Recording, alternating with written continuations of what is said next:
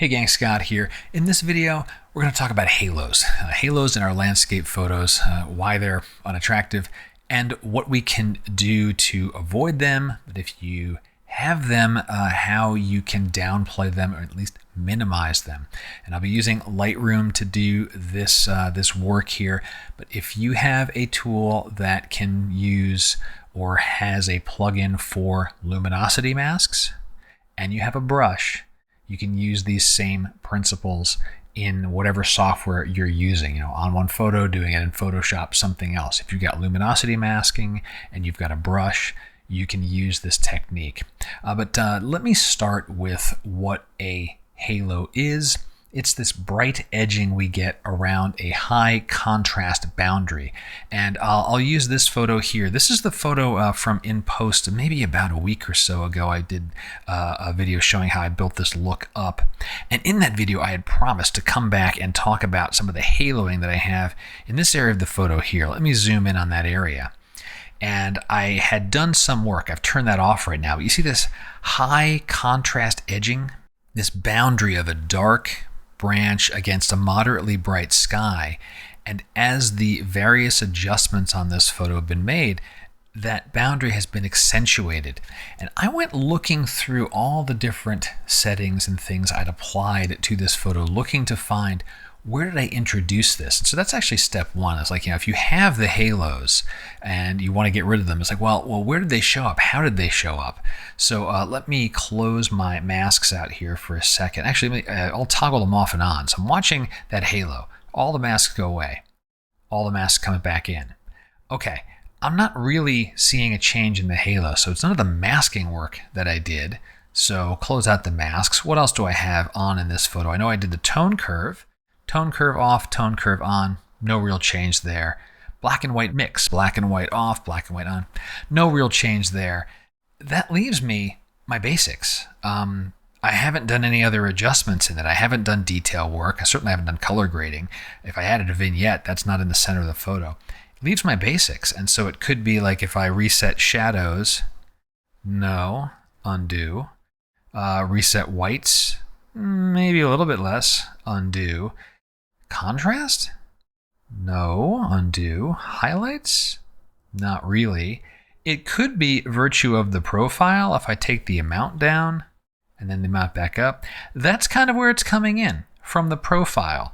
And so I have the option where I could try to adjust the strength of this profile until I don't see the halo. Right around there is good, but it's really changed the dynamic of the image. If I return to where I had that profile originally, that's a much more powerful image. So I'm kind of left in this situation of, well, I don't want to downplay my profile only to go back and start introducing that contrast and those, you know, brighter brights, those darker shadows, and eventually probably wind back up with the halo again. I've got the halo now. It's coming in from the profile. Well, I need something else. I need to work on some other mechanism to just downplay it, because most of the photo is really, really nice. I really like what's happening here. But just this area here and skimming around, you know, I don't really see anything terrible along the trees there. Maybe a touch here.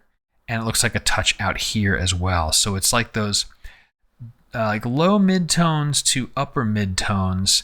That is those contrasts are exaggerated by this BW4 profile, and so I need to do something else to get rid of these.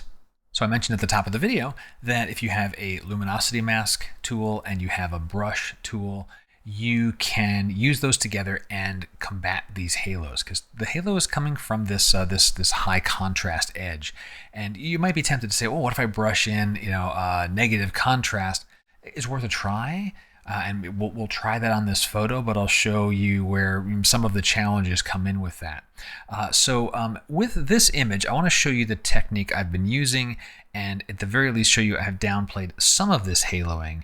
It's my mask number 6 here. I'll turn that back on, but watch those branches before anything I've done, after. It's better it's still not perfect. It hasn't been refined. This is about where I'd left things when I was doing it in post about a week or so ago, and I've been working to refine it. So we know that this halo has this high contrast edge. It's like, well, all right, what if I reduce the contrast at the edge? So let's try that technique. We create a mask. Let's just use a brush, and new brush. Great. I'm showing the overlay, and here is my paintbrush, and I'll just brush right over the edge of this right here. And I'm being a little sloppy right now. We'll just do that much to see what's going on.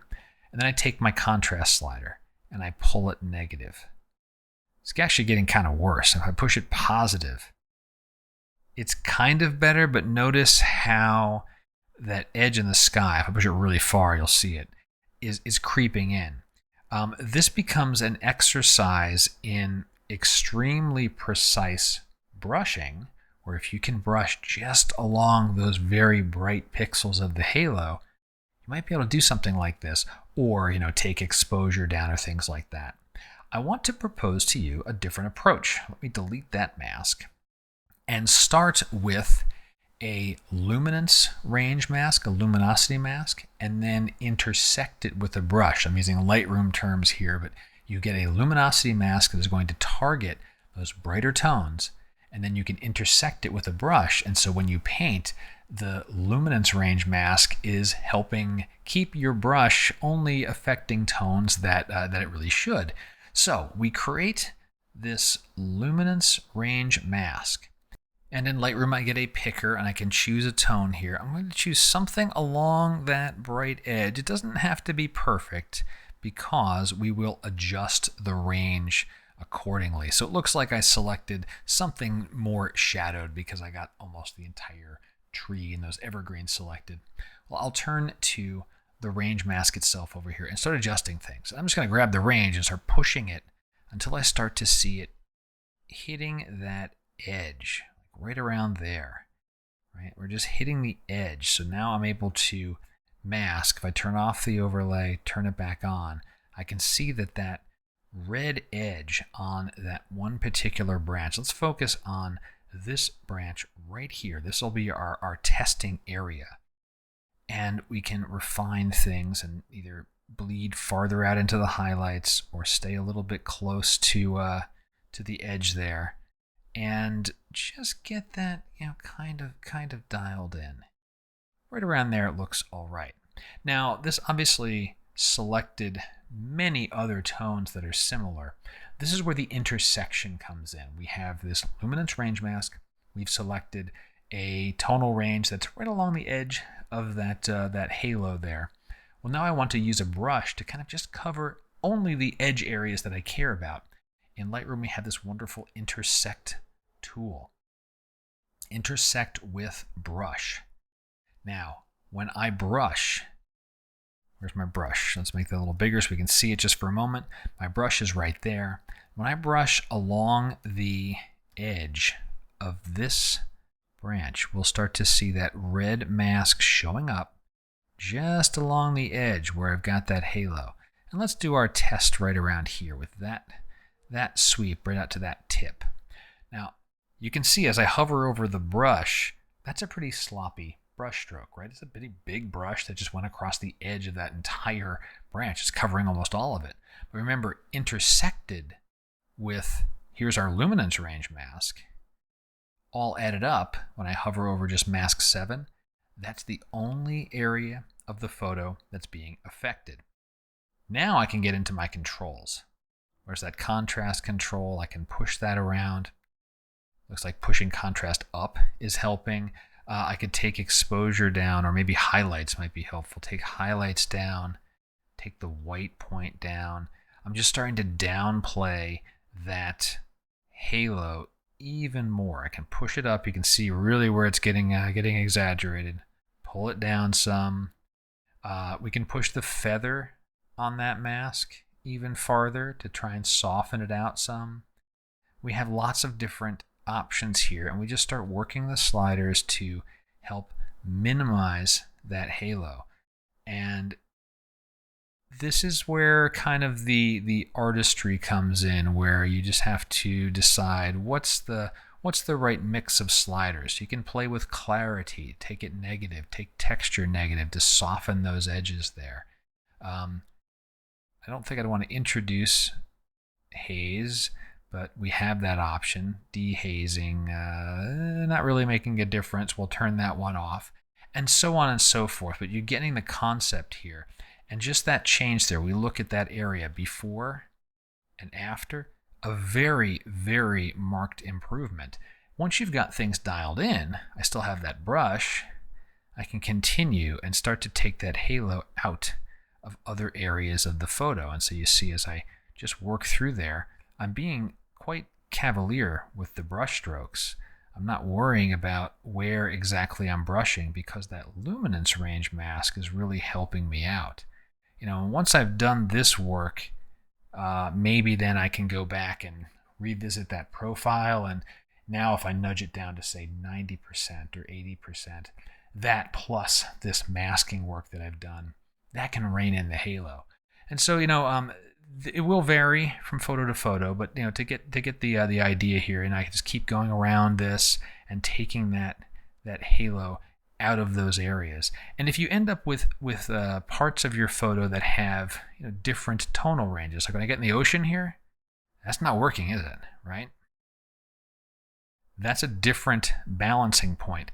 So I repeat the process. I can create another luminance range mask, get that range dialed in, and continue working. It's a bit painstaking. I don't dispute that. But when it's the difference between getting the photo that you want with the tones that you want, and either really significantly downplaying the halos or getting rid of them entirely, it's worth the effort. When you've got that photo you really want to sing, this is a way to combat and deal with halos in your landscape photos.